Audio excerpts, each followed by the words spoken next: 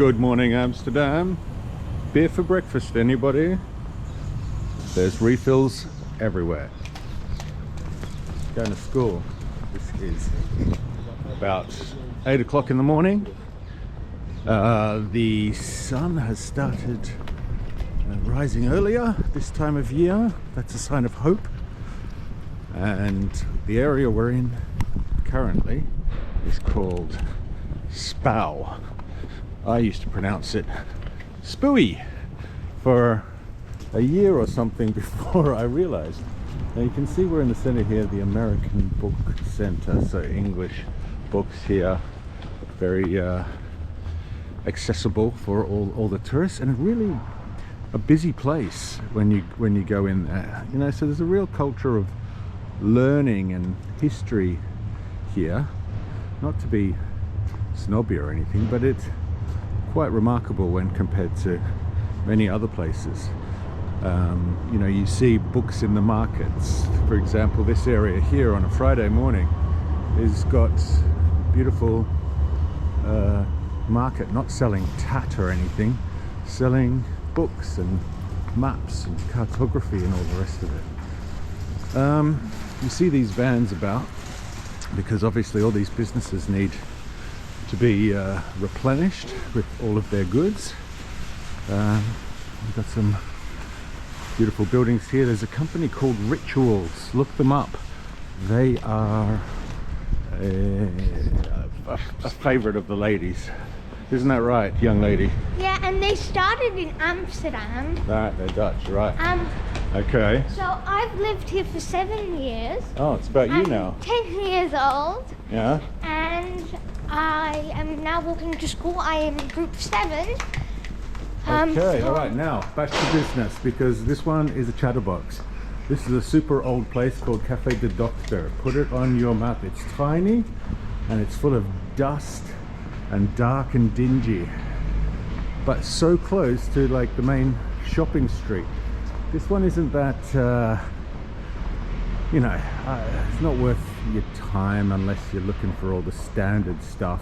You know, it's like an Oxford Street on London, you know, all the well-known international brands. That's not why you come to Amsterdam, but lots of the tourists just find themselves on it, and there's a load of people.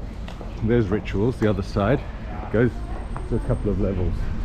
Now down the alleyway, what could we talk about here? This is leading through to the main drag, we can call it, that goes up to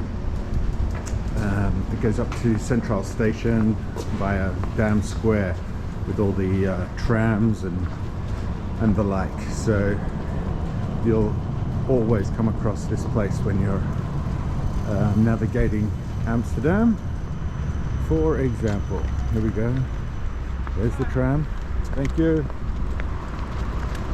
And that one's going south to Station Rij. That way I'm facing is north towards Amsterdam Central Station and Dam Square. This is Roken. This is a north-south metro, which basically means it's a new metro line that went live in about 2018, going north and south, as you would imagine. Long time in the making, and has really opened up connection to the north of the city.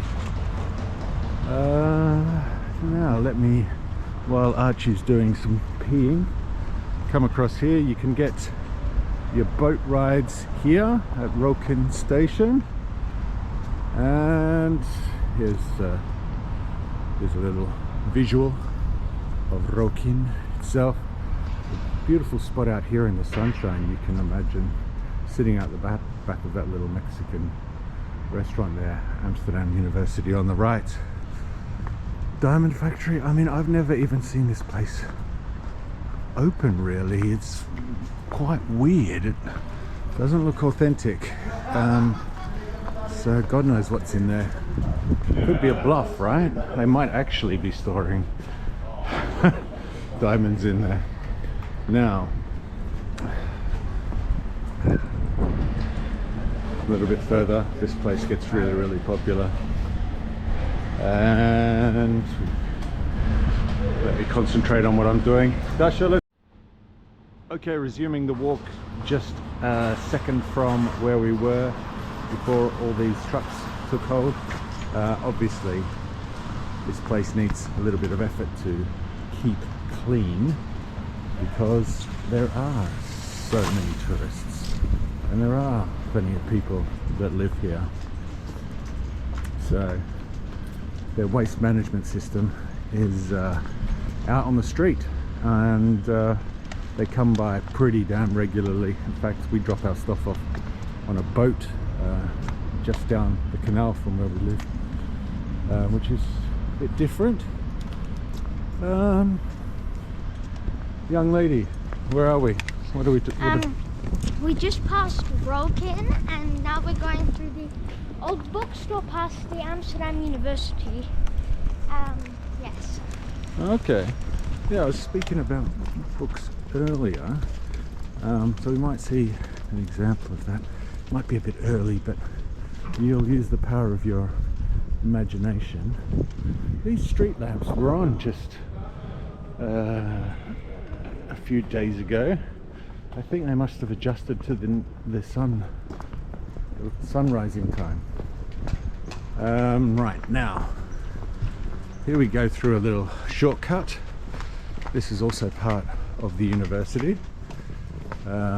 Use your imagination. These contain books inside them, and then there are often some old geezers, some old men who cheekily smoking a cigarette inside when they often shouldn't be. These things are usually full of books and maps and that kind of thing. So we've got a bit of a thing for that here. So on some mornings, I'm not sure which, half a dozen of them are opened up, or even all of them, I think, on the weekend. And the tourists come through here and buy their oldie worldy stuff.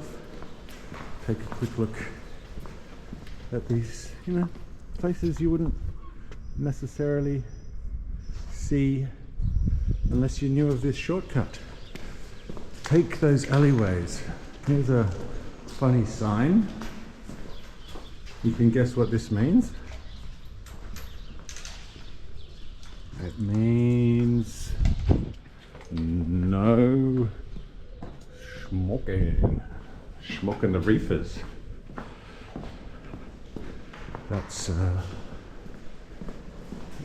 what they say, but I think what it means is they don't want the students hanging around these entrances as they do, cluster and be cool and try not to be bored by puffing away. So but you do see those signs elsewhere as well, and people pretty much just disregard them. You don't get fined or anything for smoking weed out on the street. Some people will smoke weed at a cafe, but they usually don't like that. They know the difference.